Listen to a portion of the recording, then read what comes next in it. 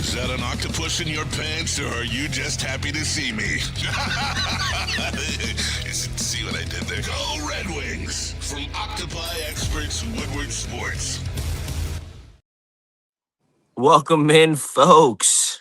Well, happy Saturday, Woodward Wings. We are here, Justin Satawa, alongside with Garrett Freel. Obviously, if you are living under a rock, Spencer Raxler is not here. He was, face painted up as Darth Maul last night on the 24-hour stream. And you can go tap into that later if you would like. But when we're talking wings, Spenny is currently sleeping, as he should. I mean, he was just streaming for, I don't think they got to 24 hours, but they got close. But we got a lot of Red Wings come at you. I've had an epiphany. I don't think Dylan Larkin is going to go to Utah. I don't think that's even a feasible possibility. So we're going to dive into that. I'm going to get Garrett's thoughts on that. And then obviously the reports about Parick Kane came out. Are we really surprised though that he is doesn't seem like he is interested in coming back? Also, rumors swirling about Debrincat as well, and we'll talk about that. So lots to talk about here today. Garrett, first of all, how you feeling? It's good. I'm good. It's a beautiful Saturday here in Michigan. I'm excited to be a part of this, and just it's an interesting time to be a Detroit Red Wings fan. And not a day goes by where I'm just thinking about, okay, like, is anything going to happen new? But there's just new rumors and stuff like that. But it's always good to be here. And Garrett, also isn't pulling back the curtain. He also has a couple trades that he's been looking up and cooking up. So we're gonna react to those as well. So packed show for you. We're gonna bring it all to you today. So I appreciate you all filing in. Make sure you get into the chat. We'll read off that, and hopefully we get some good topics from you as well. But we're gonna dive right into this, Garrett. Let's start with Kane. Because I think that the chat's probably a little like nauseum with the Larkin conversation. So let's give him a little something fresh. Let's go with the Kane stuff. So LeBron came out a couple days ago and said Parick Kane is probably not going to re-sign with Detroit. And I have the report here. I'll just read the report. LeBron is also reporting that veteran Parick Kane is still deciding where he will play next season. 37-year-old remains productive, recording 57 points in 67 games. He is clear he intends to continue his career. The Red Wings have interest in bringing back Kane, but Kane has not yet committed to them. And see, that is a lot different to the reports that we heard last year when it came to the conversation with Parick Kane. Parick Kane was always in. He was always coming back. It was like a matter of time. Like we always knew. And speaking of Showtime, we got a little Showtime in the house. Shout out Spencer Raxler in the cut. Joining for the boys off the 24-hour stream. Spencer, welcome. We're talking Parick Kane and the fact that he doesn't want to come back. Yep, your Showtime, baby. Look at you. Yeah. Come on, Darth Maul action. Right center. Yeah, got the ears and everything. She cooked. So what about Showtime? I'm not going to be here long. I just decided to pop in. LeBron said that he doesn't know where he's going to play next year. It doesn't seem like he has the biggest interest in coming back to the Red Wings. And I mean, we kind of figured that, right? Yeah, I mean, why would he come back here? I mean, Debrincat's on his way out. Larkin's not going to be here. I understand, wanting to be with Debrincat, with the kids in the rink. Like, that's what D-Mac talks about it, is like the kids are the age where you want them around the rink. You want them, on the ice with the boys and stuff like that. So that's kind of what's keeping him, attached to these teams. But I don't know if he can just be like, all right, Cat, we're going to do it, just because we're boys. I think he's still trying to go win something. So maybe he's going to stay original six. I feel like he's going to stay American. I feel like if he goes anywhere, I feel like he's got to go back to Chicago, Yeah, I feel like unless he's going to a true contender to go really be the guy there, or to not be the guy there, but to be a piece like on the power play specialist on their third line, being their third line scorer. Like that's the role that he needs to fill. Or he's gonna go back and he's gonna go nostalgia farm and he's gonna go back to Chicago. Cause when I'm back to Chicago, I I feel feel it. it. And that's something I feel like is bound for him at some point. Is it next year? Is next year the last year of Patrick Kane? I like we're getting to like I know like he still put up 57 points. I understand, but like are we getting to a point where like Patrick is getting the candle is getting burnt to the end? Yeah, I mean, I think definitely it's only a ticking time bomb. Like I said, there's only so many things hold. Like he's accomplished everything that he wants to accomplish in his career, and so there's only a couple more things holding on to him. I think it's just, I honestly think it's just like D-Mac says when we talk about him. It's the kids, the age they're at, having them at the rink, those experiences for them is something that's huge, and that's a big part of it. And I think that's really what he's holding on to. Yeah, I agree with you for Yeah. sure. Well, thank you, Spenny, for joining us. Good night. Enjoy your Peace. rest. You deserve it, Darth Raxter. Night, Spenny. Hey, And boys. Garrett, how you feel about Kaner? Yeah. Yeah, I mean, like, don't get me wrong, it'd be nice to have him back, but again, like you talked about last year, was a no doubter he was coming back. Like he was interested, but now given that Larkin wants his way out, like there's no reason for him to stay. Like he doesn't want to be on the team where they're not going to be in the playoffs pushing for something, and that's what he thought the Wings were going to be at, especially last year, but even the year before that. Like he joined this team to help get over that hump and make the playoffs and hopefully go on a run. And I mean, like you said, his time's running out here, and love the guy, but you can't blame him. Like, what? Why would he want to stay if Debrincat's gone, Larkin's gone? What's he gonna do? Like he wants to go and still try to win something, even though he's won multiple times. But you don't just want to play in the NHL just to be like on the Red Wings for shits and gigs. No, you want to go out there and win. And unfortunately, like this team's looking like they're not going to go out and win next year. So they're like, it's hard to play for that at that age. And it's a Hall of Famer. He wants to go. Like, can't blame the guy, unfortunately, but we're just not playing for really much right now. Like, so that's kind of my take on him. But love the guy. I think the conversation ends there for sure. I mean, I just think that at this point where the Wings are going to be at without Larkin, you got to let the kids take the reins of those types of roles. You got to let them, grow on the power play, learn how to, run the whatever power play they're going to run now. It's probably going to change because you're going to lose so many pieces on it, but we'll see. I think that Kane leaving now, like last year, made sense. You want the veteran in the room, you want the leadership. You needed the PP help, but now you need the kids to take over those types of roles, and you need Lucas Raymond to take over the leadership role. And so we'll see what happens with this. I don't think Kane is going to come back though. I think Kane is Yeah. gone. I think it was nice having him in hockey time. We had some great moments. He had some great career achievements here. Some good times, not some great times, but we appreciate you, Showtime, as we bid you adieu. And another player we are going to say goodbye to is Dylan Larkin, as Dylan Larkin, and there's some Florida talk in the chat, and we'll get there. We'll get there after we talk about this Utah stuff. But I think that's the number one team that people have been saying right now to that Dylan Larkin could go to, Garrett. Would you think that? Do you think that's a fair assumption? Yeah, I mean, everyone wants him to go there. Like we've talked about multiple times on the show, they have the most assets, and not even like, yeah, you say assets, but it's not prospects, right? They have like a Ginla coming in, like he's going to be in the NHL next year. They have those NHL ready prospects. It's not a hope and pray this guy turns out. It's Utah has those guys where they're going to be in the NHL next year, like wanting to stay there, obviously.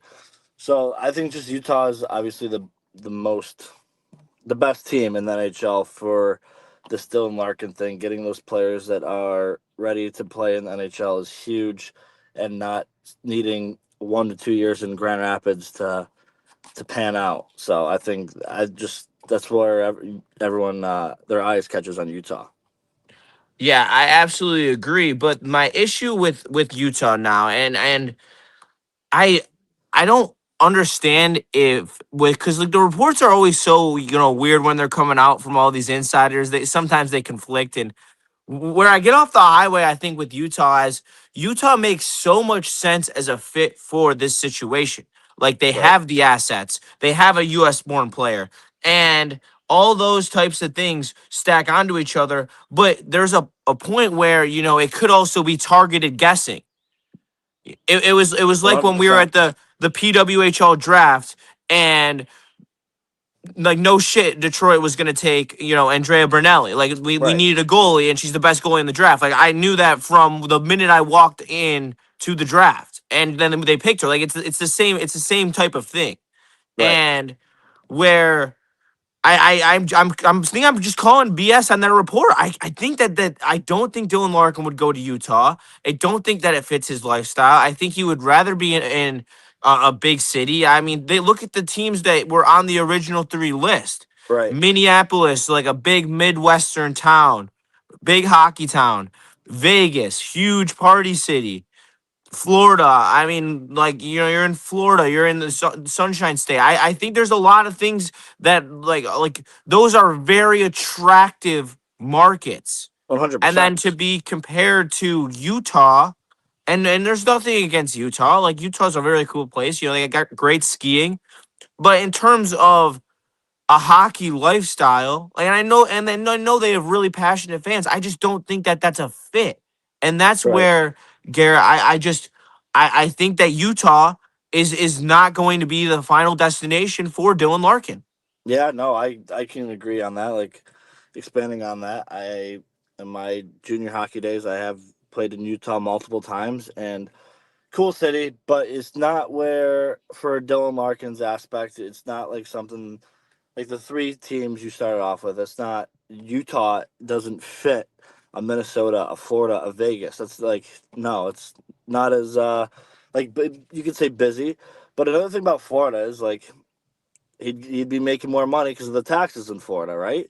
So that could be another thing. And Utah is not in a position where they could win a Stanley Cup next year, like Minnesota, like Vegas, like Florida.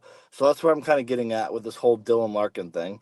Um, but again, it's just how fast does he want to get out of here? And we talked about it a lot. Stevie Eisman is just not gonna. He's not just gonna toss him. Just be like, oh yeah, you want to go to Florida? Oh yeah, we'll take a couple picks. No, he's not gonna do that. He's gonna wait for the right thing. And unfortunately for Dylan, he might have to. He might have to just accept that he might have to go to Utah. But yeah, I don't know. More than I think about it, I'm starting to agree. Utah's just gonna I be think gonna be Utah's tough for too good to Dylan. be true. It makes Yeah, too much sense for everyone except Dylan Larkin, Dylan and Larkin, I exactly. understand that Hmm. Steve Eisman does have leverage. I just don't believe he has enough leverage to get him to Utah. Yeah. And it is colder there too. Like, I mean, granted, like Minnesota has bad winters and stuff, but it's not like Utah gets totally hot in the summertime. So I don't know. Like, there's just certain things. Like, I'm not Dylan Larkin. I don't know exactly what he wants, but it is too good to be true. There, I agree with that. And in the Woodward Sports Chat here, we got just thinking out loud, but maybe if Larkin is gone, it could bring some new energy and a different dynamic to the team. And I think that is 100% what's going to I happen. We're agree. we're, we're going to be seeing an absolute culture change in the locker room when the captain of your team is Maurice Sutter. I mean, you see the way. And I know Germany isn't very good on the world stage, but they play hard and they play for each other. And you know who wears the C? It's Moritz Seider. It's not Leon Draisaitl is German, correct? Yep. Yep. Yeah, And Stutzla. and Stutz like that's the tier that he is in, and that shows I think that that's the guy that they lean on to be their captain. And when we see how Mo Sider plays, he's physical, he's demanding, and he has a presence. Like when you see him, like he does have a rather demanding aura to him. So I believe that it's going to create a culture shift. They're going to realize that something has to change with Larkin wanting out. And I think it's going to piss some of these people off that that Dylan Larkin is requesting a trade like this in the locker for sure. Yeah. Talking about Moritz Seider for a bit, he's the man. Like Spenny said it multiple times, he is the man. And Larkin's been here for a long time, and everyone's taught about the culture of the team, and that's where it starts with. It doesn't start with the coach. It doesn't start with the GM. It starts with the guy wearing the C in the locker room. And we've talked about it for years. This team's not getting over the hump because of the locker room, because of the culture, and it has to change. And I think with Maurice Sider, like Germany.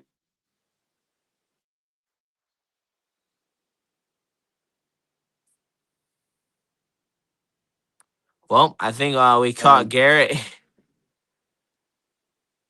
can you hear me? Yep, go ahead, keep going. You're good. You Oh, froze for a sorry. sec, but Yeah, I don't know. Oh yeah, no, you're good. Like just the passion he brings. He brings the energy. He's in those scrums. He's in battles. He hits hard. He's a leader, and the culture has to change on this team. And I think like he's going to be a better captain than Larkin. And I said it again: the locker room starts with the captain, and it hasn't been good. That the culture needs to be changed around Hockey Town. And Larkin played with a good locker room his rookie year. Like he played with, he made the playoffs, so he knows how a locker room should look like, and he hasn't brought that in the years forward. So it it's a problem. 58% of the chat said that Utah would be the ideal trade partner, and I think that it would be unreal to trade with Utah, but I just don't think it's gonna happen. I can't see the route that Dylan Larkin is like. All right, I'm gonna go from being hockey royalty here because he was, even regardless of what he is now, like he was looked at as the hometown kid. Everyone loved him. Like you can't deny his resume before this happened. But now that it did happen, like Right. now, is he really trying to go somewhere where it'll be like super low key? Like he's not really going to be getting all that love. And maybe he wants to be low key. Maybe he wants to be left alone. And, Utah would be a place to do that. But it we'll have to see down the road. But we got a couple people tossing out other teams in the chat, so we got to do them due diligence by talking about them. And one of them is Yep. Dallas. I've seen Dallas 3 times in the chat already. And what I will say about Dallas, Garrett, is I do not think that they end up trading Robertson. I'll be completely honest with you, Yeah. and I know I'm in the minority.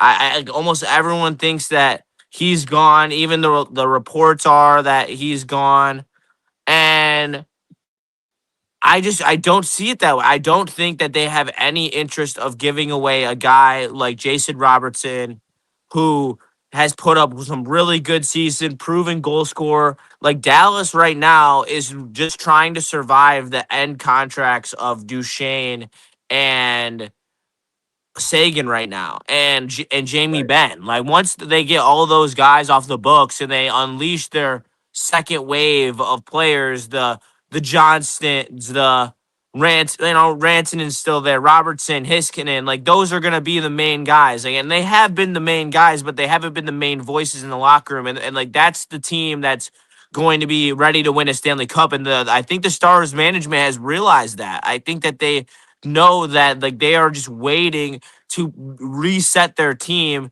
and while they are doing that, they have to wait out these contracts in there, but they can't.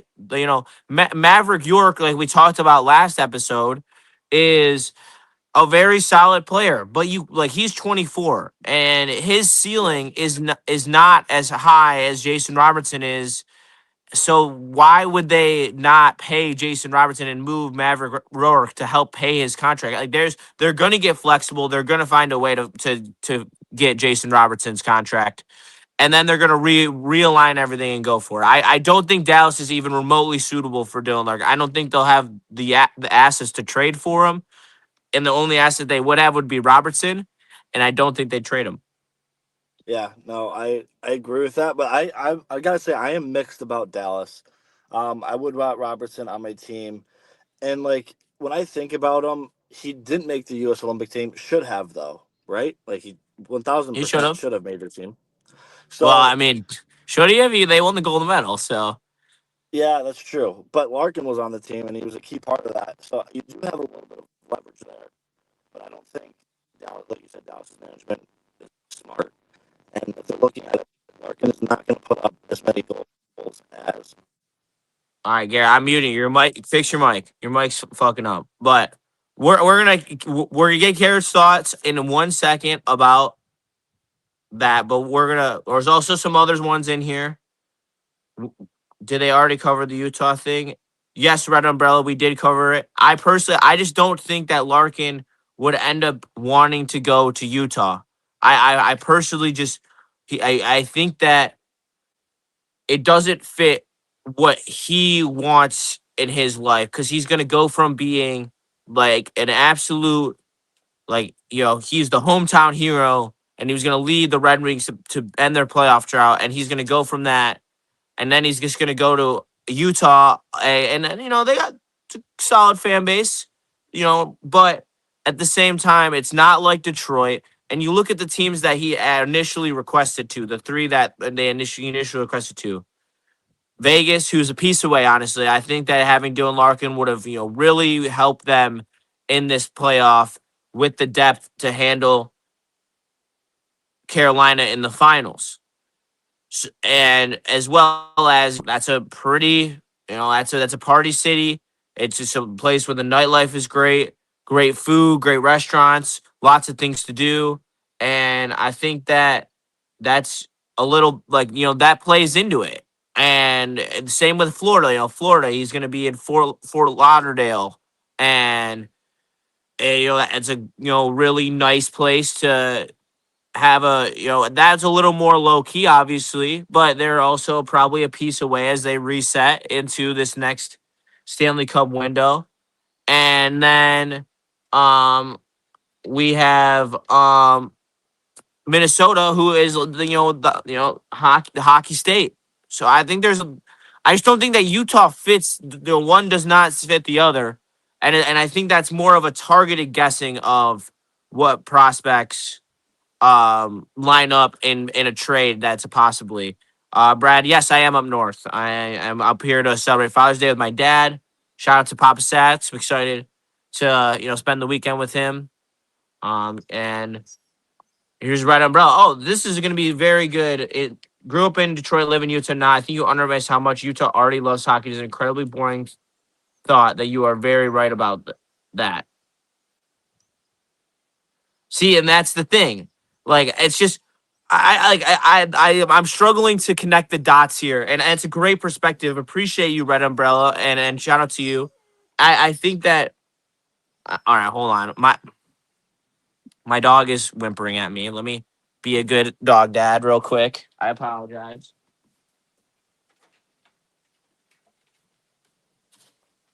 Okay, sorry. If you're not a good dog dad, then I can't talk to you. I'm sorry.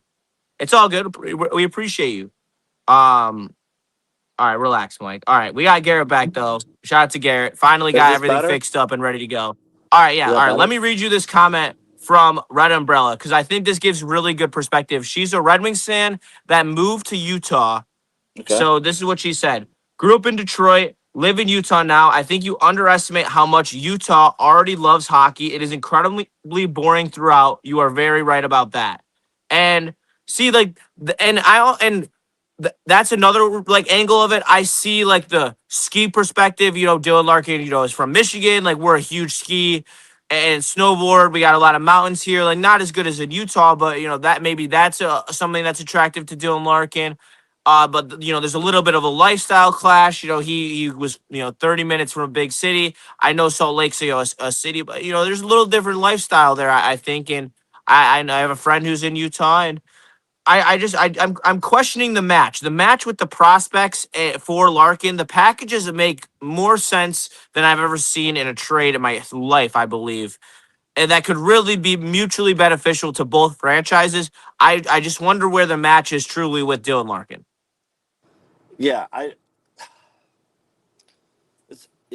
mean, it is different lifestyles in Utah, and I have been out there for a while. It's beautiful, but again, it just doesn't fit his fit.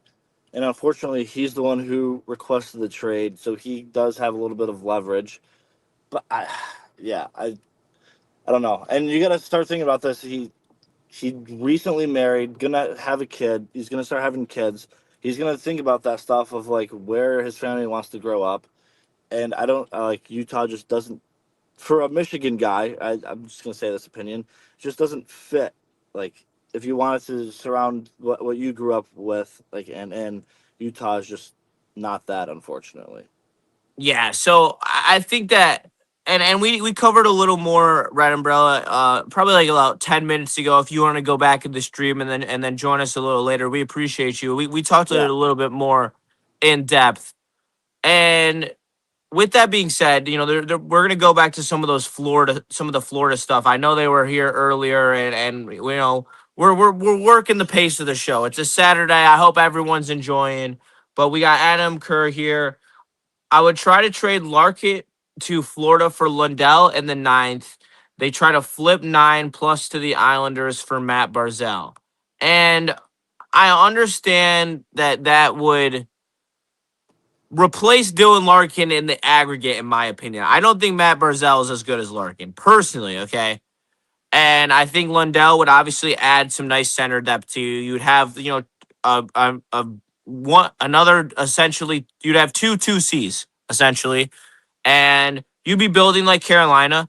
I just don't think that that's a feasible way to build the franchise. I think that I would rather have the ninth pick in this loaded draft where you could, because one of those high level D will probably be still available there, and that would be appealing to me if I were to be trading for Lundell and fixing the center depth. However, I don't like Florida either. I don't think that Florida is in the market of giving away Lundell. I think that Lundell and all their young players, they're young, like they are going to eventually have to flip this roster in the next couple of years from some of these older players who are aging out, and they're gonna have like they're it's the same situation with what are they doing with Bobrovsky right now, and I don't think that Florida is truly a trade fit. I think Vegas is more of a trade fit personally. I mean they have, Dorofiev, who's coming off of a huge year. He could be a perennial, 30, 40 goal scorer, every single year for the rest of his career, playing with Lucas Raymond. He brings some physicality. But what else? Like what else do they have that they can truly offer in a package to get Larkin? That's not enough. Like what center can you give us for Larkin? That's young, that's in the at least has 2C potential. Like that's what I need from Vegas. Like when we see the Vegas in the chat, I just don't think that they line up either, Garrett. yeah, I don't know, but just going back off that Lundell for a little bit, that was my first trade I said a couple weeks ago. Um, but it just doesn't make sense for Florida. Lundell's been there; he's won cups there. Like, why would Florida trade him for someone like he's been a part of that culture? They're gonna get all their guys back. They were hurt this year. Like for me, Florida don't count this year, obviously. You just don't do that. I don't think. Like, why would you trade a young center like Lundell for Larkin when Lundell's been a part of that locker room? He's been a part of that culture. He's been a part of their Stanley Cup runs. So for me, Lundell just doesn't make sense on a Florida side. For me, I would love him. But yeah, Vegas. I was when you were mentioning Vegas. I couldn't think of any 2C that we could get from them for Larkin. Obviously Dorofiev would be nice, but we do need the center. That's what we're lacking. And if we're trading our number one center, who is really a 2C, I just don't know what Vegas could give up. And I'm not really familiar with Vegas's prospect pool that much. So if someone's in Vegas right now or knows Vegas, then tell me I'm wrong. But I just don't think they have the prospects that are up and coming and can play in the NHL next year as a top two center. And yeah, hey Joe baby here. Larkin to Vegas, Dorofiev and Falk to Chicago, fourth Korchinski and either Frondell or Nazar to Detroit, and that has a little spice. I'm a Yeah. little interested in that. I think that you could get more for that if you're giving up Falk and Larkin. Personally, I feel like you could get another maybe middling prospect pick. Maybe that fourth is a second. I think that's a good. Yeah. I'd be interested in that. I don't think that really crosses the finish line for me though. However, I would be interested. Yeah, I would be And interested. And Nazar would be interesting. Like he's from Michigan. He played oh, all he of his meant the hockey for me. fourth pick. He meant the fourth pick this year. Okay, see, All right. I apologize. I apologize. Okay. Now we're talking. That is spice. I like that trade a lot. I think that you would get either I've been hearing the reports that one of these teams in the top three might be willing to pass on Steinberg for some of these D. They're really high on a lot of these D. Yeah, And I mean, if Steinberg slipped to 4, you were able to get Korchinski, Nazer, and Steinberg to add to this young core, like that would really be nice and really be cooking. I don't know if Chicago wants to do that. I understand how bad they are wanting to add, another scorer to their top 6. Does Dorofiev and Falk really push them over the top instead of the 4th pick? I don't know.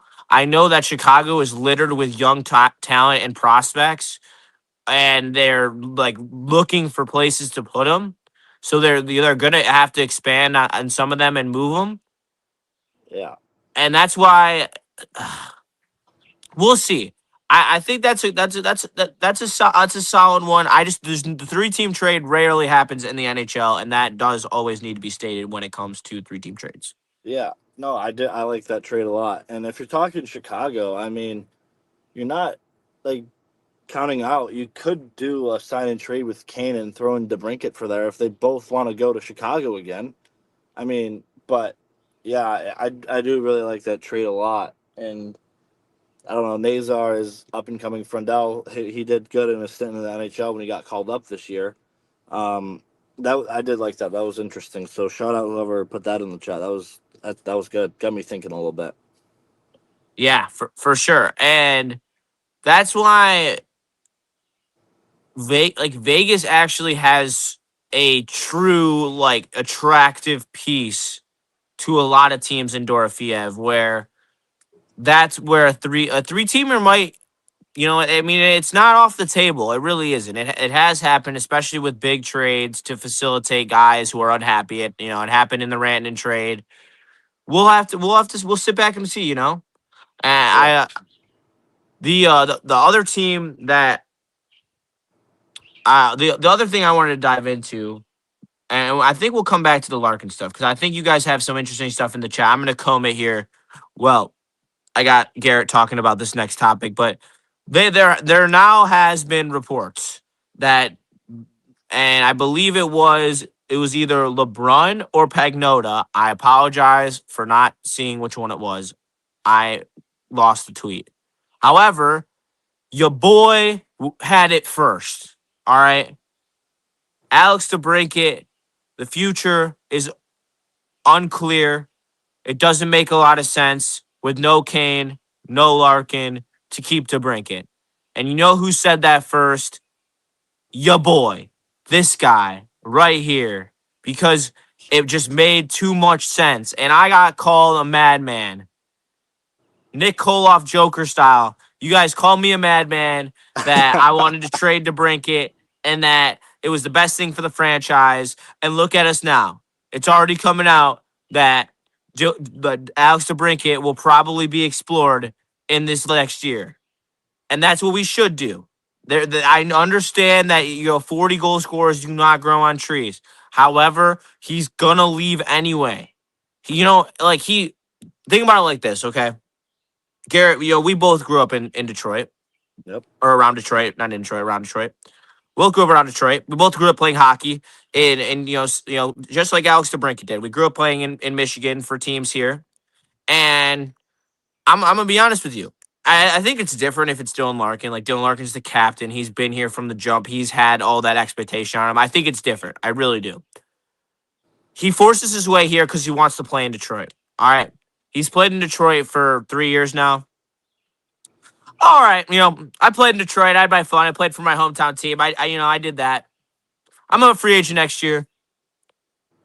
I'm gonna go somewhere else because I already played in Detroit. I already had this experience. So I'm gonna go try to go win something before I have to hang it up. And you can't blame him. And if No. you're the Wings right now with the uncertainty, and honestly, it's gonna play out like this because I believe he's extension eligible July 1st, if I'm not mistaken. Just Pretty like sure, every right? UFA for next year. And it's going to go like this. And I can guarantee you this right now. Steve Yzerman is going to go to the Brinket, and he's going to offer him some deal that is, franchise beneficial. It's going to be some team friendly deal. That's how Steve Yzerman operates. We already know with the offers that he made to Dylan Larkin in the past that he's going to do what's best for the franchise. He's gonna, and if the Brinket's like, I'm gonna see how this season plays out. You saw how he backed out of the Quinn Hughes trade so quick. Let's just reverse engineer that. If he doesn't have a commitment from Alex Debrincat, why would he risk losing him for nothing when he could get a haul from him at the trade deadline? That's what I want to know, Garrett, because I'm apparently crazy for thinking this. And I'm not gonna lie, I thought you were at first. I mean, I love the Brinket. Yeah, you can't. Again, you can't let a guy walk away for nothing. And a guy like Alex Debrincat, there's just, especially where you're at right now, you got to get something in return for him. Whether it's a current third line guy who has potential, young guy, but letting a guy walk away like Alex Debrincat would be absolutely stupid on Steve Yzerman, and I don't think he will. Uh, I just I don't know. There's a lot of things running through my head with Alex Debrincat. I mean, you brought up playing in Detroit and like I had my stint here. But personally, and I know I'm not in the NHL, I wasn't even close to making it. But if I was on the Detroit Red Wings and I'm from Michigan, grew up playing here, I would not want to leave. I know times are tough, but again, that's part of life. It's not like everyone's perfect. Not every professional team's season goes perfect. You just gotta it's battling. Like I would never give up on my team. So yeah, if you let Alex Debrincat walk away for absolutely nothing, it's just I don't even know. I think my head would probably explode. And look, I understand that for sure, Garrett. And he's a great player, and he's had a heck of a career. But he's made the playoffs one time in his career, Yeah. and this is a guy that could really impact a winning team. Oh yeah. He scores big goals. More than He Larkin too. Yeah, I look. I think there's a lot of teams that would be lining up in the Alex DeBrincat sweepstakes if he were to come available. And I as much as I don't want to see him go, I just I understand the business side of this industry, and I think there's a team out there that would be more willing to overpay Alex DeBrincat than we would. And Yeah. I think that he knows that and he's willing to test that because, Gary, you also have to remember this is probably the last big contract that Alex DeBrincat gets in his career. Like he is probably going to get locked up for For 8. 6 years, Yeah. and this is 6 or 8 years, and this is going to be it. Like this is his last payday. If you look at teams in free agency the next couple of years, and in the biggest owners of cap space are teams that are in the playoffs right now and just starting to ascend. The Anaheims, the San Jose, who missed by a couple points. What's stopping Alex DeBrincat from taking a fat cash out? And I know the Wings have cap space. I understand that. But why would DeBrincat not go take a big, hunk of cash to go compete with a real contender and not wait around for us to continue to build a contender? You understand what I'm saying? Like No, a yeah, I team get it. like San Jose or Anaheim, who's like just entering their prime, they would they have 40 million in cap space. You think that's the thing. Dallas has 10 million in cap space. They have a problem paying Jason Robertson $14 million because they have $10 million in cap space. Anaheim has 45 million. They have no issue paying Jason Robertson probably 15 million. Yeah. They have no issue paying Alex DeBrincat 10 million. I don't think that getting in the business of paying Alex DeBrincat $10 million is a good idea. If Alex Tuck is really like what they're saying is going to happen, that he's going to get paid $11.5 million, DeBrincat's going to get higher than 11.5. Yeah. This is the market we're in, Garrett. And with the way that this franchise is building, I'm sorry. There are and look, you can call me crazy. You can call me crazy. And I understand that. There are players like Alex DeBrincat that do come available. There are goal scoring specialists that do come available that you can make a move for. We saw what Brad Marchand did for Florida as a spark plug goal scorer for them, And also when you get into the playoffs, it's not even necessarily those types of guys that get going. I mean, you see the Howdens. You like there's so many guys who elevate their game. You know, the Sam Bennett's of the world. There are so many of those guys out there, and those are the guys that need to be on your team for you to be a playoff contender and a Stanley Cup contender. Because newsflash, in the division that we are in, the Atlantic Division, there is no competing to get into the playoffs. There is only competing to win the Stanley Cup. The teams Yeah, that are in our division are Buffalo, Montreal, Boston, Florida, and Tampa. it's That fine. is already the 3 spots ahead of you and the 2 wild cards in no particular order going into this year. You are not them. You are not him. We Nope. need to get there though, and I think there are moves that can help us get there. I just You, I'm gonna build off something here. You brought up San Jose. That is interesting. I mean, if oh my, I think San Jose makes more sense for DeBrincat as a winger. If you put him with Macklin Celebrini, like I don't, dude, like good God, I don't like. You're I talking think about DeBrincat Macklin would Celebrini, have who's 50. dude, yeah, easily. Macklin Celebrini is he's gonna be the best player in the NHL soon. Yeah, you have Connor McDavid and Nathan McKinnon, but whatever. Like what McKinnon Celebrini has done is just unbelievable. And San Jose has those picks, has the good prospects that are on the way up to the NHL. So that is interesting. I don't know. I would like to see what San Jose could offer for Alex Debrincat. Yeah, I would definitely be interested, and even if it's like, it's so tough because like there it would seem they would be shielding Misa in a Larkin trade already, so I don't think that you could get that level of player. But I think I don't see. I don't even know if San Jose would be in on DeBrincat unless they could extend him like that they're in like that same type of market. Like they got the Kiefer Sherwood trade to resign, like to sign him to an extension, and like that Yeah, would be. But he is extended. That's the beauty of waiting till July 1st, though, and that's something that kind of sucks because if you didn't have to wait for July 1st to negotiate an extension with him, you could make this trade on Thursday to the and draft. on the draft. Yeah, So that's tough. But I think that there's a lot of things that go into this DeBrincat situation, and he's not one where I'm worried about how he's going to act. He didn't force his way out. He's not the captain of the team. Where I'm like move him immediately. Like, we have to move him. We have to move him. I honestly think that we need to wait to move him to capitalize on him at the deadline after he's because now with no Kane, I like let's look into the outlook of this team next year. Okay, Garrett. Like all right. So like Kane's not here. All right. right. Larkin might be here. Maybe we don't know. Let's just put a question mark around Larkin. So, however, this means that Raymond and DeBrincat are going to play together. Guaranteed. They're going to play together. Whether that's with Larkin, which I highly doubt, or with insert center. I I don't I mean Cop, Gasper, Finney, whoever they decide is going to play 1C. And they're going to try to point max Alex DeBrincat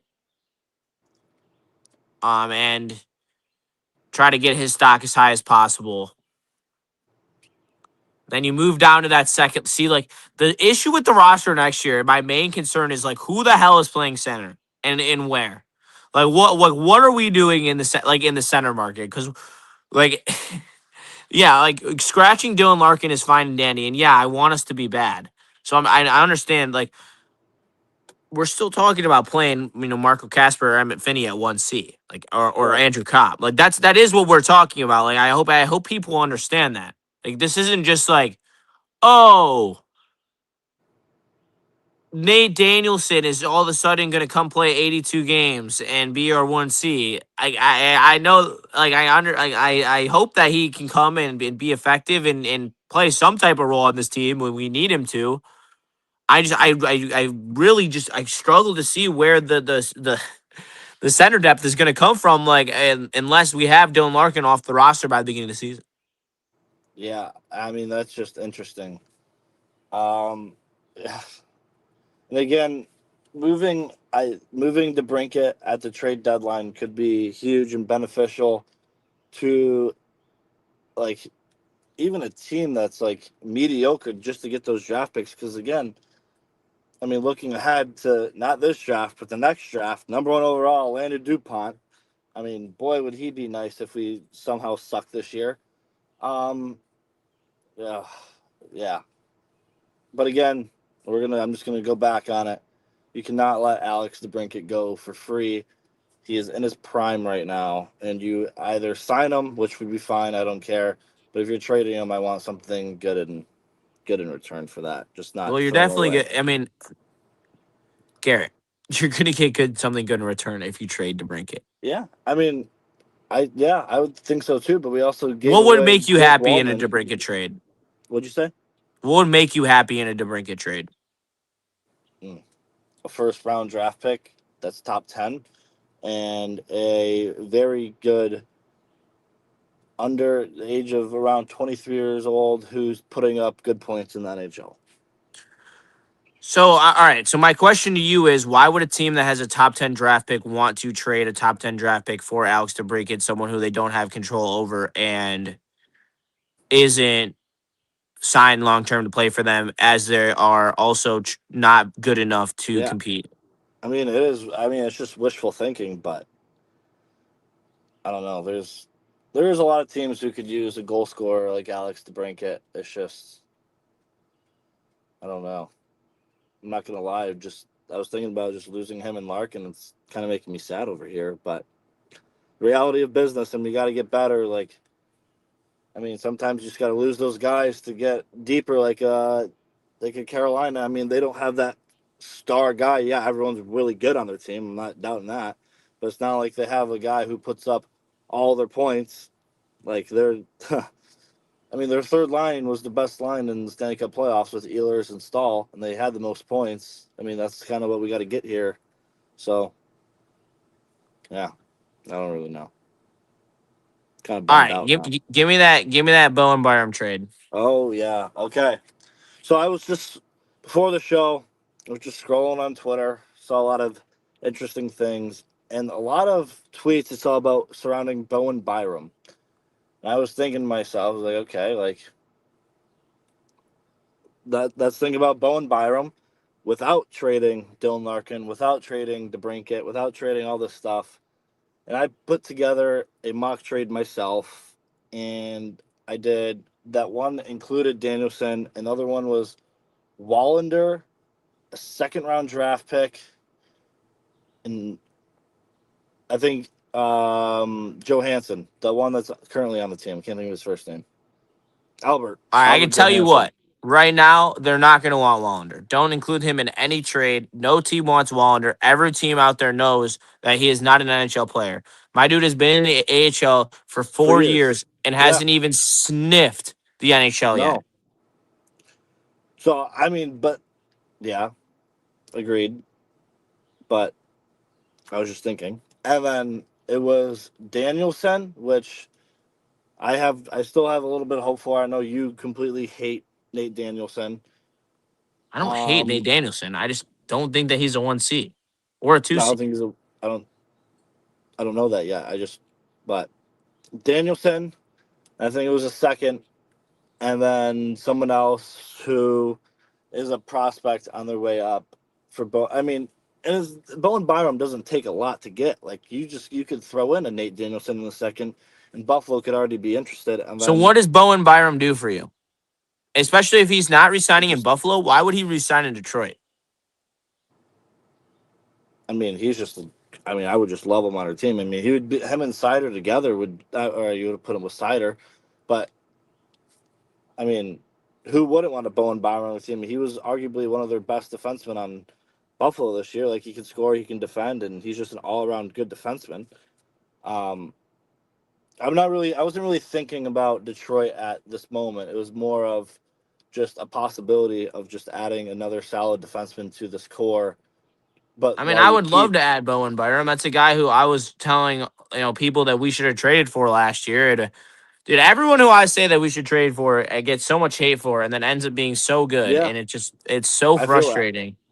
Yeah, no, And I get killed um, in the comments for it too, and it's so funny because I yeah, was getting killed that I wanted Marner. Dude, I would have. Dude, maybe Larkin he doesn't got leave if so much. Marner's on this He team. got Yeah, and if you talk to any Toronto fan that actually knows their hockey stuff, they did not want Marner to leave. They know Marner was not the problem. Like Marner is a great player, and we saw that with Vegas. But yeah, I mean, shit, Justin. I mean, why don't you call Stevie and have DMAC get get Marner here? If I could have, I would have. Trust me. All right, Oh so God. when you look at, oh Jesus Christ, dude, if you looked at this free agency class, like this is like what I'm talking about here, and I'm just looking for specifically centers. I'm literally just looking for centers. All right, here we go. Yep. The number one center is either 35-year-old Marcus Johansson or Bobby McMahon.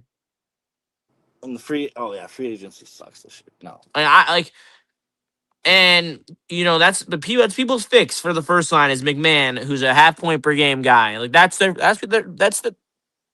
fix. Like that's gonna put us into playoff contention. Like, and I literally, I honestly, I can't lie to you, Garrett. While you were talking, I went on Puckpedia and I just was like, all right, let me see if there's any of these mocks that are any good that I could like that we could dissect that like is any form of a good roster projection for next year.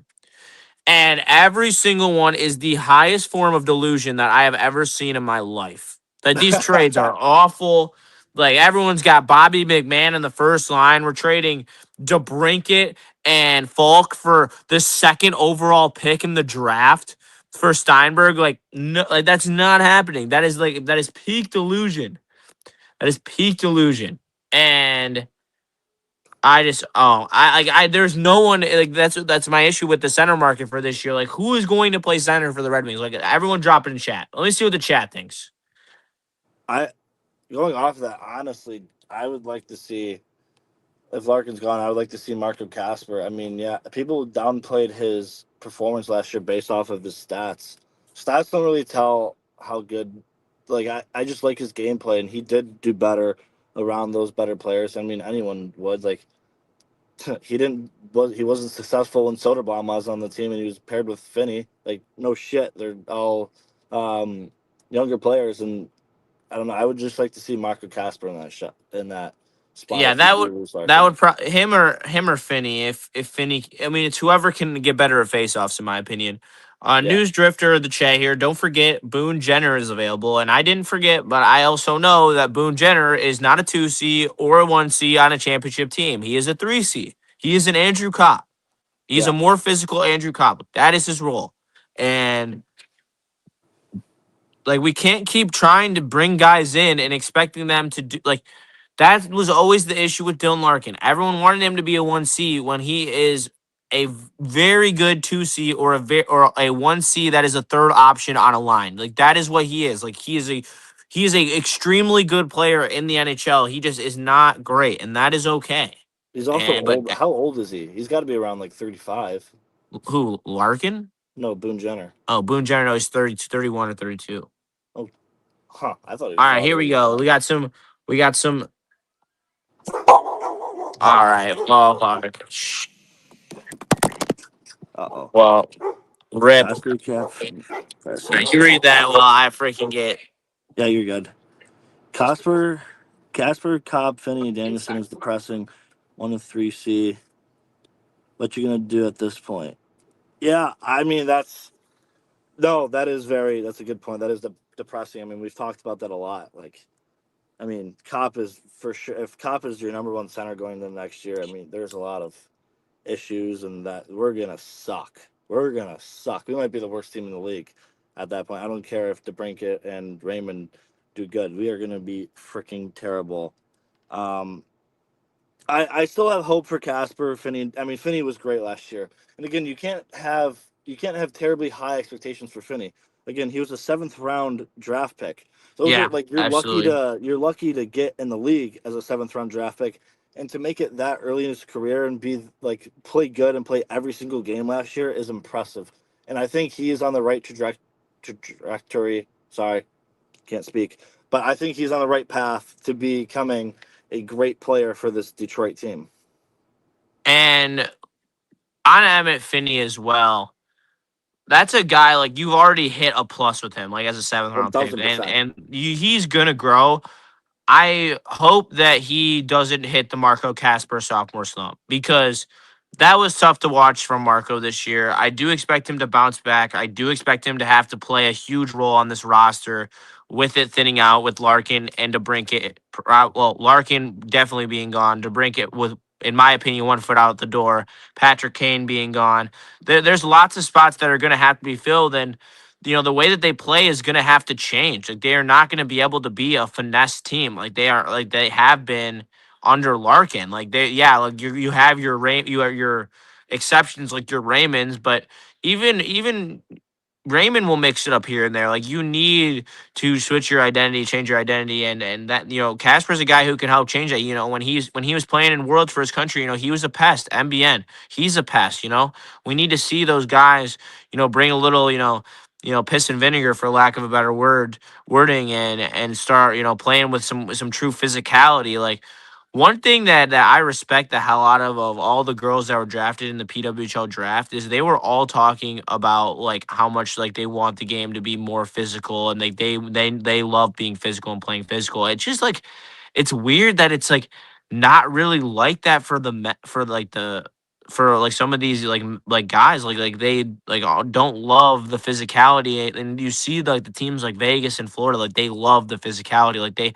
Like we have to get to that point where like we like at the Wings like love physicality, love those types of games where it's gritty, it's grimy, it's one mistake and that next goal is going to define the game. Like that, those are the high level hockey that we need to get to, and Yeah, and we it's just struggled at that too. Like you saw later down the stretch of the season, the hardest part of the season, where you have to win those puck battles on the boards, where you have to dump the puck in and forecheck, and we did not do that at all. We were not physical, and just and from February after that break, Olympic break, All Star break, whatever year it is, that it's playoff hockey, and we showed we cannot play that. And I'm very happy for those girls who want to be more physical, and they talked about that they weren't able to be physical in college, and they're excited to throw the body around a little bit in the PWHL. Like props to them for wanting to be stronger, tougher, and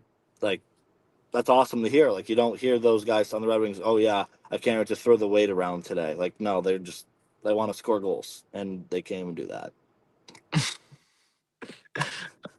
we got Larry in the chat. We got two things from him.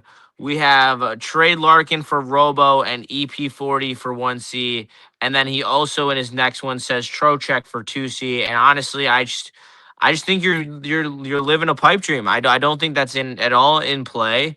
I think EP40 is as washed as they come. I know that the Canucks are now talking that they're gonna, retain some salary to probably get a trade done, and but he's not what he used to be. If you go watch him from his 100 plus point season, like he was dynamic. He's He was so good. he like demanded the puck. He was wicked shooting, passing. It was all there. And you watch him now, and he's a shell of himself. Like you even watch him around elite talent. Like when he was in the Olympics with Sweden, not playing for Vancouver.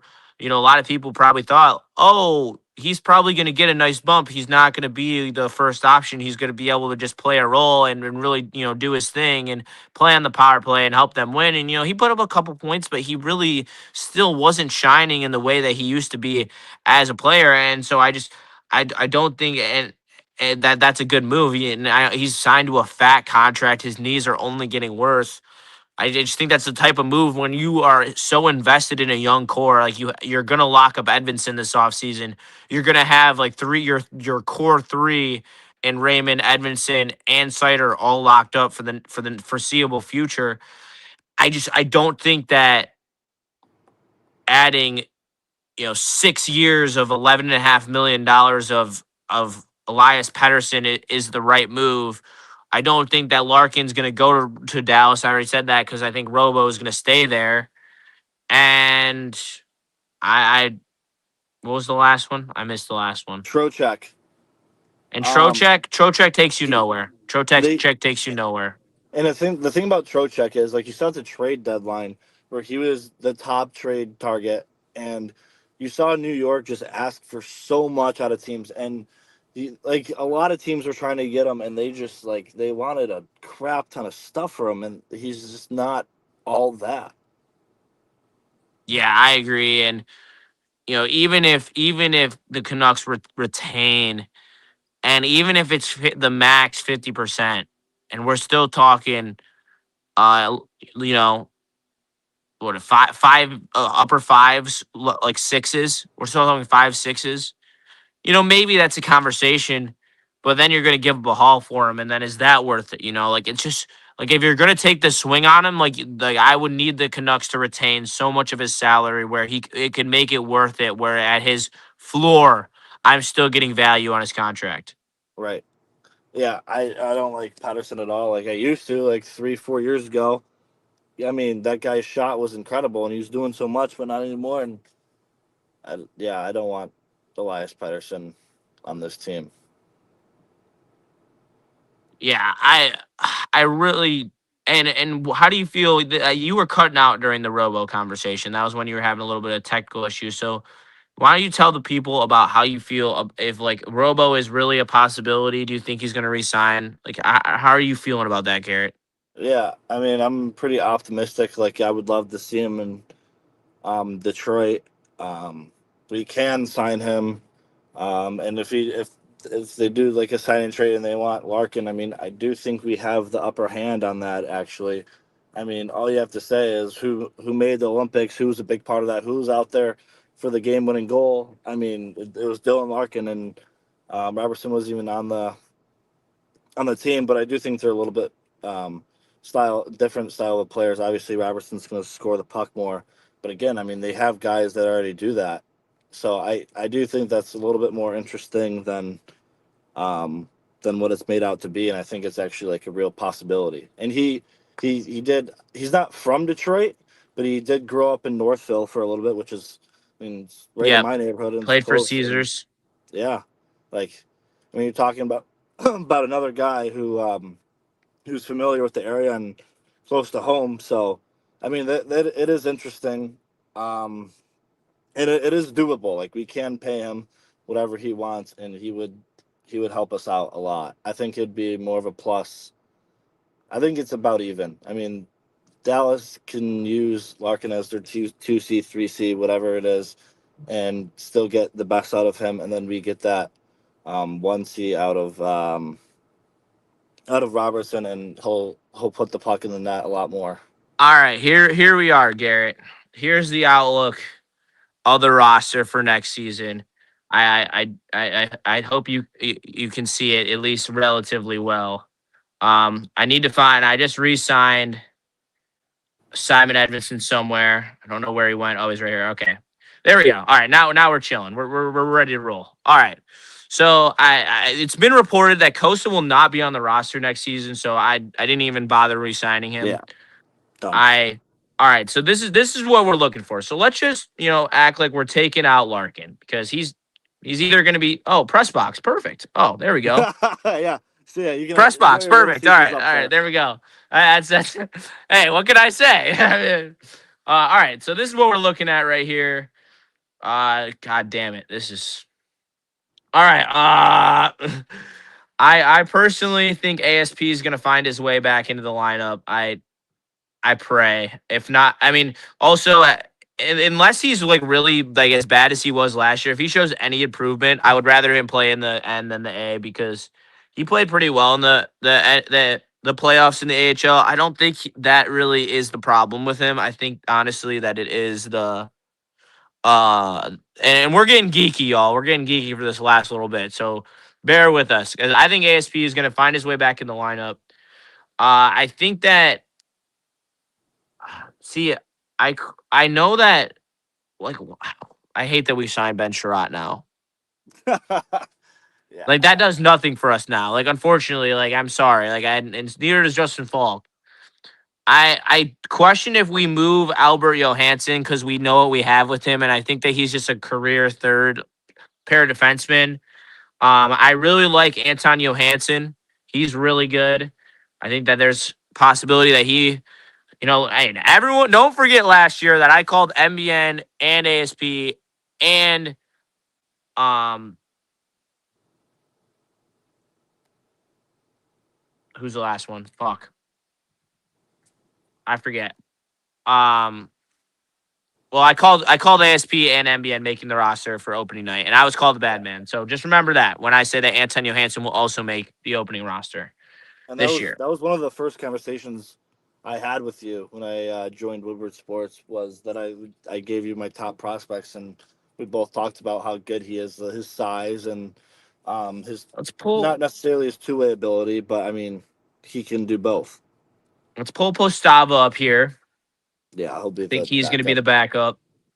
I think that Augustine's going to start in GR. Costa's going to be on a different team. I think that Carter Bear is going to be on the wings. Yeah, 1,000%. I'm not saying he's playing first line center. I'm going to change that, okay? Just for the sake of let me get everything in order. I don't think Appleton's going to be on the team. No. Let's go LTIR. Rasmussen, I don't think is going to be on the team. LTIR. I think honestly, they're gonna like push Danielson back on here if he's healthy. Give him another go. All right, so this is what we're looking at right here. Jesus Christ. All right. Oh boy.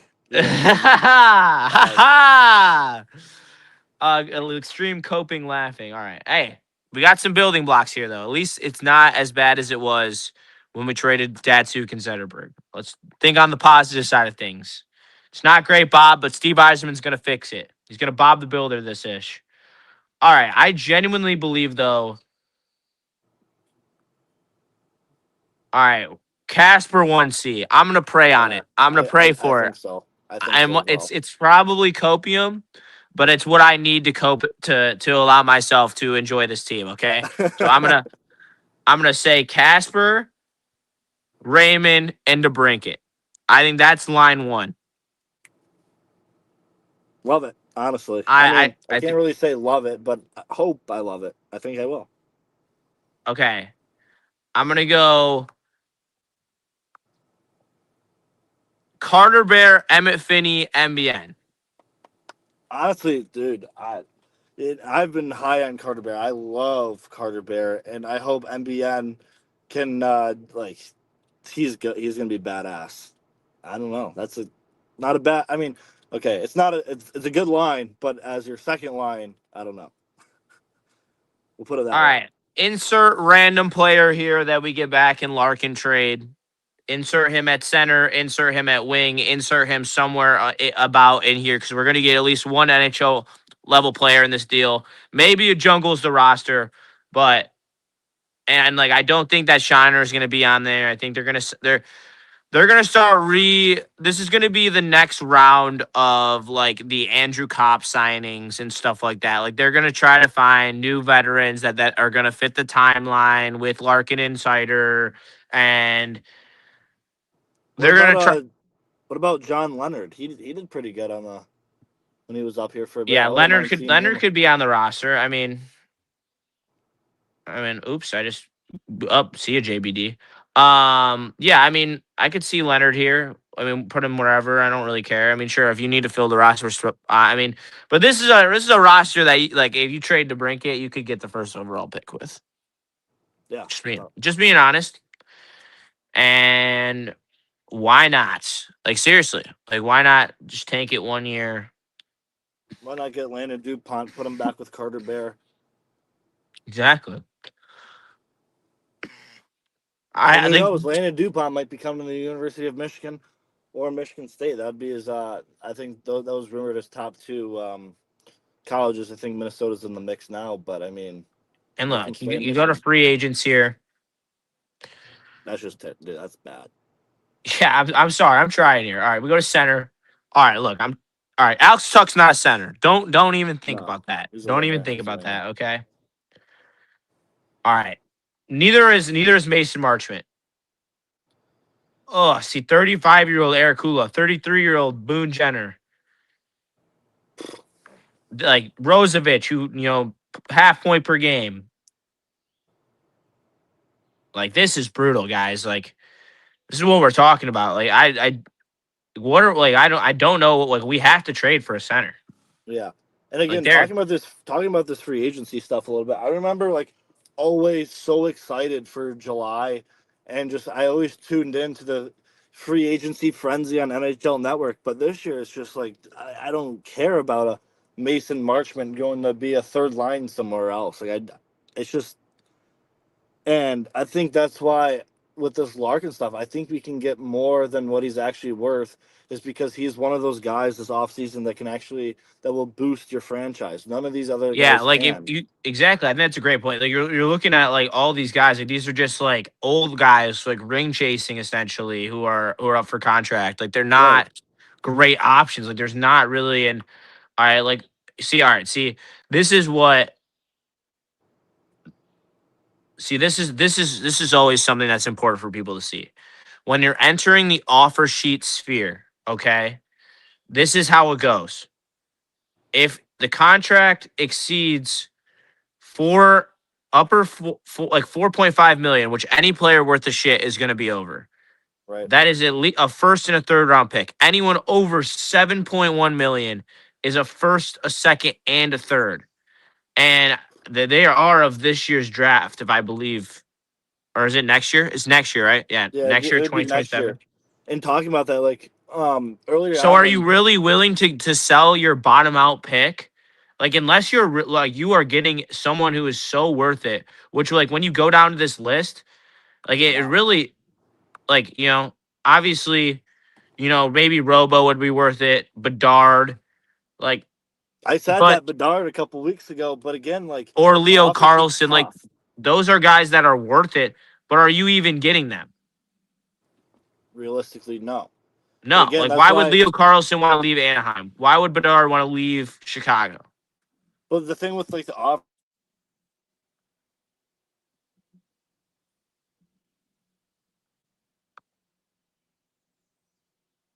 make make Chicago offer that. Like if they do whatever, then they got to pay all that money. But if not, then we get Connor Bedard, and we have to overpay for a couple of years. But that's just wishful thinking. That's just throwing around a bunch of shits and gigs. Um, but when talking about offer sheet with Jason Robertson, that was a big rumor towards the end of the year coming to Detroit, and it's just I don't know. That's a lot of offer sheet's tough for a guy worth that much money, and like that's why I think St. Louis did that with Holloway and I can't think of the defenseman's name from Edmonton that they offer sheet. They didn't really have to give up that much for them because they weren't all that yet, and then they just re-signed for big contracts. Trippy in the chat. Bear, MBN on the same line will be tough for the opponents to play against, though. I agree. That's why I I like them together. I think they're a future pair that will be very nice together. But yeah, we'll have to wait and see. We got lots of stuff going on. I don't think that the Wings are going to get active in the NHL draft. The more that we get into it, I mean, I don't like the pressure of the draft pick doesn't really like make like if Eiserman's going to move up, it's going to be like early in the draft, and if you're moving up that early in the draft, the teams are probably already fielding calls for it. I think it would get done before draft day if it was going to happen. We'll have to wait and see. Thank you guys so much for tapping in. Appreciate Spenny for joining for his quick set yeah, coming off his fat stream that he just did over 12 hours. And shout out to him, shout out to the heavyweights, shout out to Woodward Sports, yeah. from Justin Satawa and Garrett Freel. We will catch you on Tuesday at 4:15 Eastern time for another episode. Take care, all y'all. Have a great Saturday, and we'll catch you in the next one. We'll see Peace. ya.